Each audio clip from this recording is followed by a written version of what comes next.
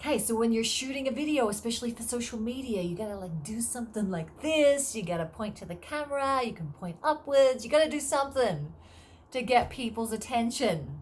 Well, that's not what this conversation is about today. I just wanted to do something to get your attention. And I was telling some business clients recently that you've got to, do some movement or something. But I'm here in my hotel room today, a hotel room I'm in a lot through my events.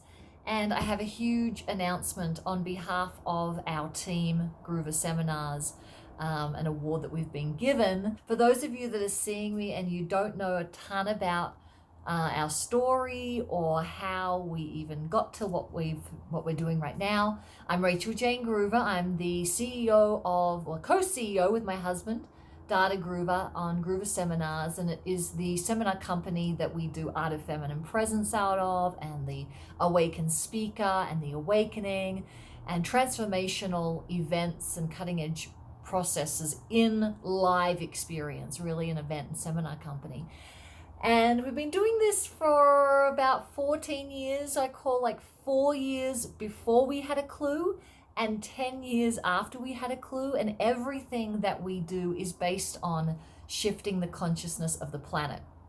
So if you are someone like that, where you've got a business and you're wanting to raise the consciousness of the planet, be a light worker, healer, artist, something that you're here to help people with their purpose, with their own healing, with their own awakening and transformation, it's pretty difficult to figure out how to talk about what you do in a way that people really can hear it and, you can make good money from it. So given that, we are very, very thrilled, humbled, and excited to announce that this year we have landed in the Inc. 5000 list, which means we are one of the fastest growing companies in America, private companies in America. So we are celebrating this because Dada and I were basically working out of our home for many, many years. We had 5 people at this workshop and 10 people at that workshop if we were lucky. And I wanted to share with you the 10 things that we've done that I find has been the most valuable things that we've done to scale a business and reach the Inc. 5000.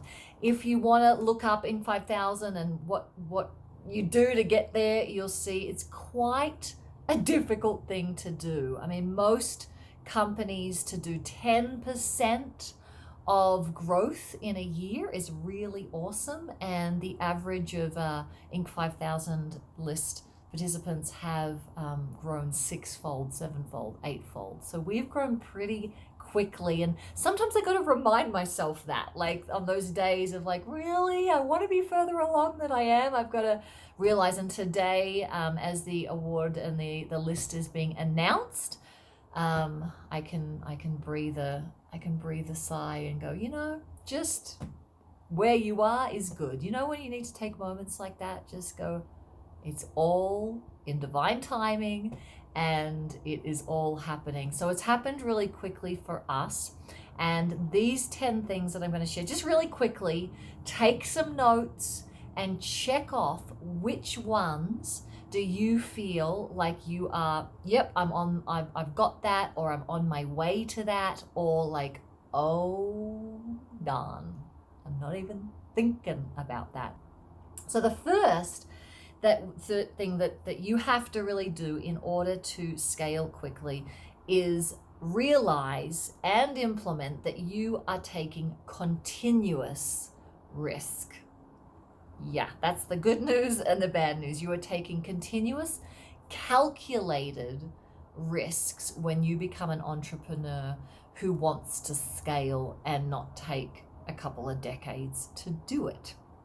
Because it is a marathon, not a sprint, in building a business. So some of the early calculated risks we needed to do was Dada to quit his other business that was making us money. He was doing database programming and websites and things like that because we just didn't have enough time to put to our own business. A calculated risk of hiring our first person who was just a casual contractor at the time, and to calculate a risk of finding our first business training that we did when we really had no clue what we were doing, calculated risk to put out the first workshop, and move to Colorado and not know anyone. And I mean, it's just continuous calculated risk, and it never stops.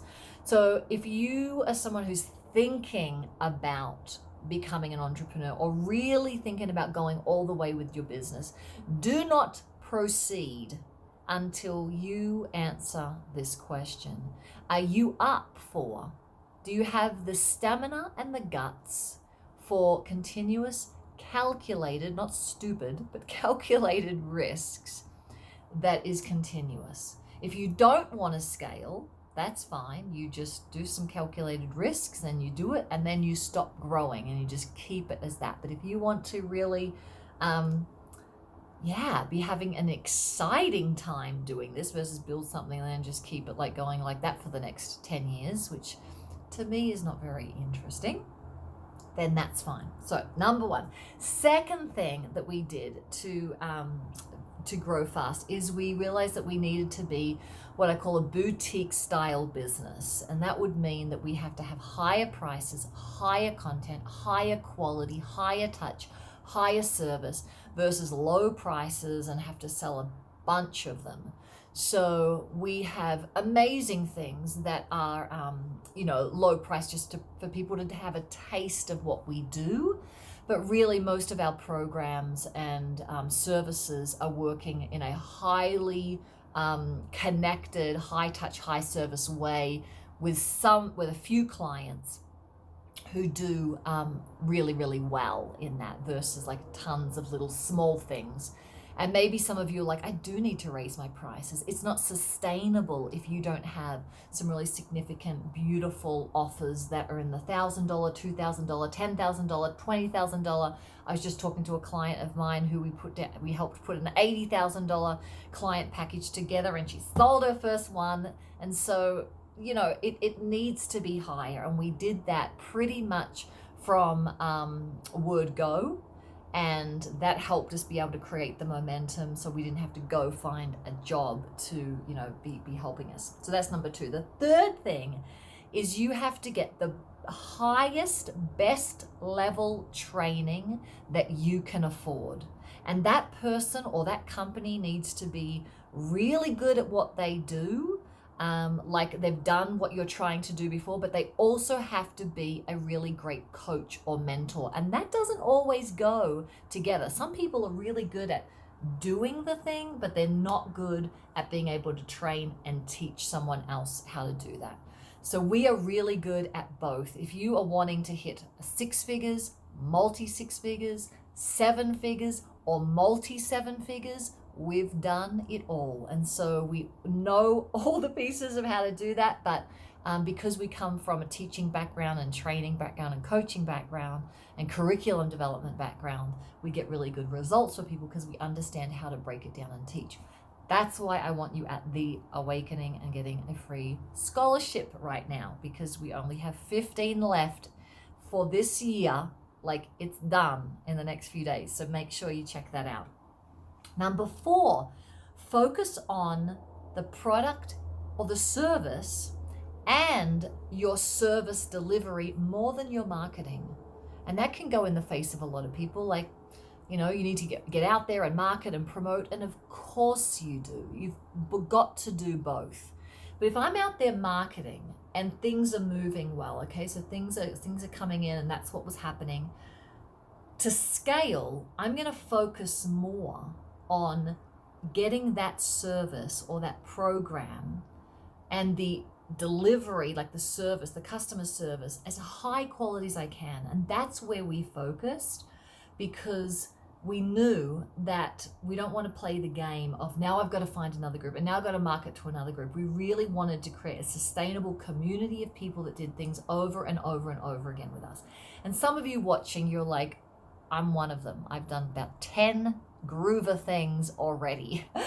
And that's been our business model, to be exceptional with what we do. So people say, you should do this. We have a lot of people coming to The Awakening this year that are coming from past clients or current clients because they're like, this is really, really good training and you need to come. So Yes, you need to market, but when you have a service or a product or a program that is world class, people can't help but say you need to go to this, like this year.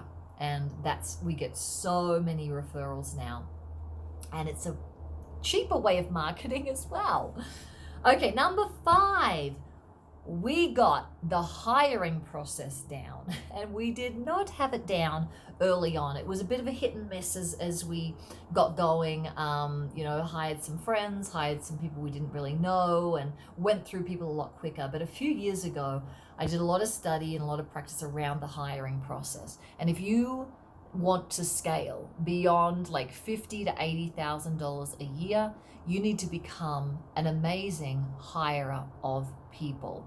The management of people is a whole nother thing, but you have to hire really well. And if for those of you that have come to an event of ours or been around us, our team gets bigger applauses than Dada and I sometimes. I say, thank you, Team Groover. I mean, they are amazing. And it's taken specific things. So here's my tip around hiring. You need to have multi-layers of assessment in the hiring process, even if it's just your basic customer service person. So when we hire someone, they go through the job application, and inserted in that job application, we give them things to do. They don't really know that it's there, but like things like put your full name in the subject line when you send your thing back. We want in the body of the email a letter saying why you want to work with Groover Seminars. And there's a few other things built into that sort of way to apply. And if they don't do all of those things, they're not even getting to the next round. Because if people can't follow instructions while they're doing a job interview, they're not going to get better. So we do that. They then have a screening interview with me for about 15 minutes, and I've got specific questions. If they get through that, they're doing assignments that relate to them. And so there's been many a time I've really loved someone on a screening interview, and then they get the assignments back, and the attention to detail, the spelling mistakes, it's just not up to snuff. If they get through that, then they finally have the proper interview with me, and of course references are checked and all of that. Once you get it down, it is so great. I mean, we hire A players, and that's what you need when you're in a small company trying to scale. Number 6, the team communication. I didn't realize once we had maybe like 4 or 5 employees, and right now we have about 12 of us that are full-time, and then contractors and other part-timers as well, that I just didn't realize how much communication was needed. And I'm an introvert. I'm a bit of a loner in a way. I'm an entrepreneurial spirit, and I'm not really a manager, but I had to learn how to manage. But I haven't really ever been a big manager, even though I learned some things. My job is being the leader. My job is inspiring. My job is entrepreneur and being the vision of, what's next. And so the team communication, when we put a few basic things in, and now I'm like, why the hell did we not know this earlier? Like a team meeting every single morning at 9:30 every single morning, actually, except for Wednesdays, which is our Get It Done day, where everyone's off email and Slack and getting something big done that they keep putting off because they don't have uninterrupted time. We have morning meetings that go for about 30 minutes, and so much occurs in that time that then it stops us from feeling like we've got all these cross signals and Slack messages going by. We can just get through stuff. And that's really important if you're virtual. We started virtual, so everyone's at their home. Now we are in a property together, in a rural property together just outside Loveland, Colorado. But you have to get together with them versus think that for a whole week you're not going to meet with them. It's just all going to be on email or Slack or whatever you're using. That's not good. That just made things go so much faster. Number 7, creating intentional culture. What is the culture that you want? Now, in a small business, the less employees or contractors or vendors that you have, the more important a culture is than when it gets bigger.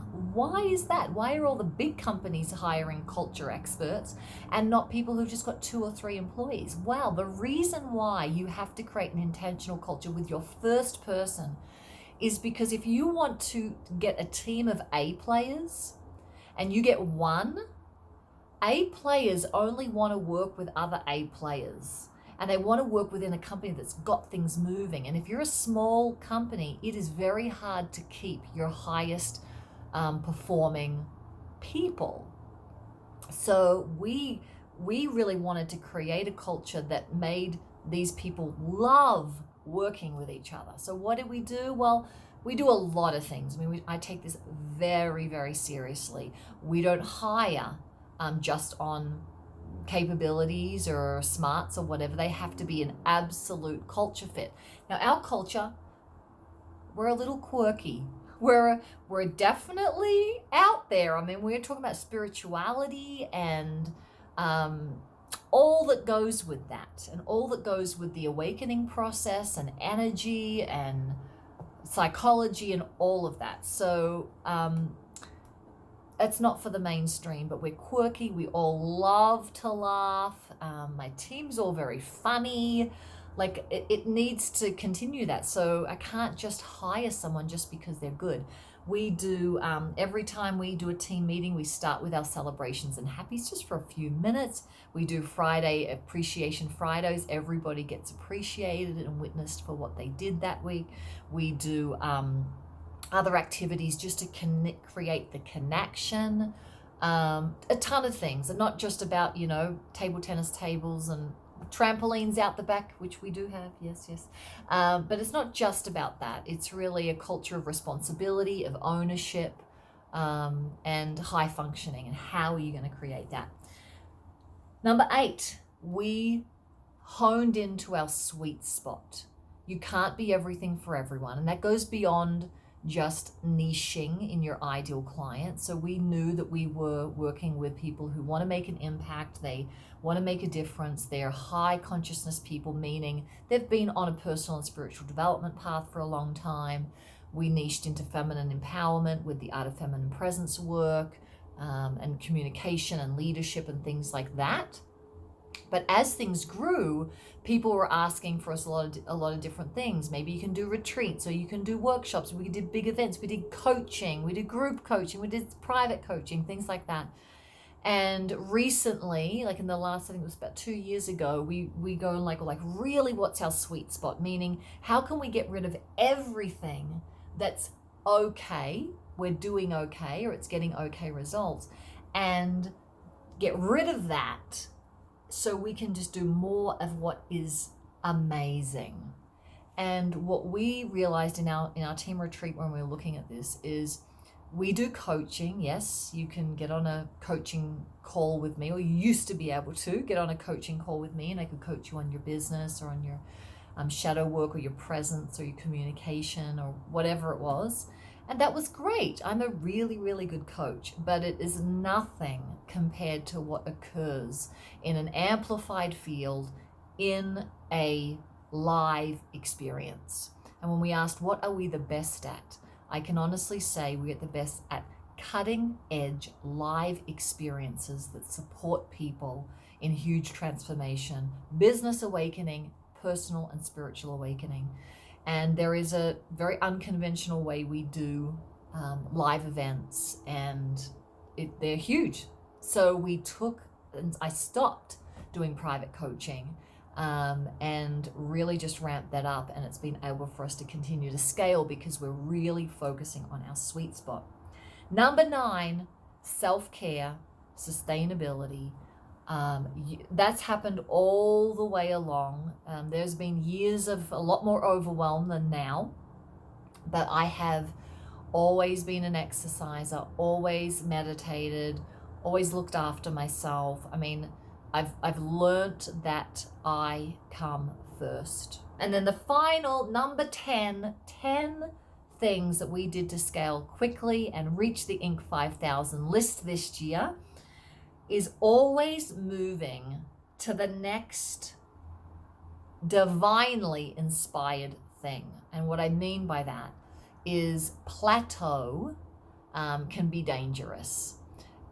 It's about momentum. It's about moving forward. And so if any of you are watching that, you're like, I'm just sort of hitting the wall. Like the thought of doing the same thing again next year and trying to like get a little bit of an incremental change, it's boring. You lose life force, and business is all about life force, momentum, movement forward. And so every year, Dada and I are opening to the next divinely inspired experience that we are being called to, not from we're trying to push for, what is wanting to happen through us. And so just this last month or 2 months, we realized we are divinely inspired to take Art of Feminine Presence to India for the first time. We opened up Japan and Australia and Europe already, and we're going to India next February. We are actively looking for our own retreat center because I realize, yes, I am in a Marriott right now, and the depth of the work that we do, we can create it in a room, and then you sort of go out to the highway out here and out to the wedding that's happening down the other part of the lobby, and it's just not holding the frequency of the power of the work that we do. So that's exciting. But what's the next like big, hairy, audacious goal? We always have had that. And so there's always something to move to. And it's not like I'm not happy with where I am. Some people will judge me as that. Like, oh, she's never happy with where she's always got to be the next thing. That is not at all what's going on. When you are connected in, when you're getting results, when you have an amazing team that you love with all your heart, you love doing what you're doing, you know it's coming through you. All there is what's the next amazing thing to create? So I hope you've been able to get some pieces out of this, like 30 minutes together we've been. Please share it with anyone else that is trying to do this, especially in a transformational way. Their heart's in the right place, but they need to make money from it. Thank you everyone for posting below. I'm already feeling the love and the celebration, the congratulations for us hitting the Inc. 5000 list.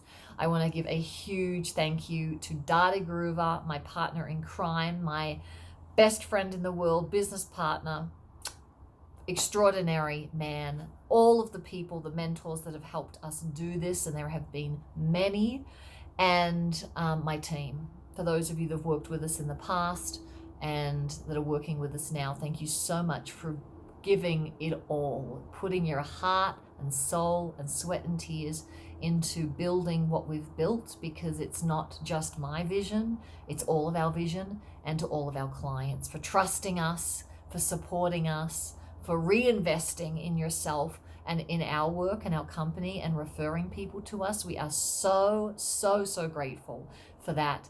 And of course, thanking my divine higher power and everyone that is watching this. You are so much more guided than you probably experience a lot of the time. And I'm just really, really grateful for my God, my spirit, my connection, which has led the business from the beginning.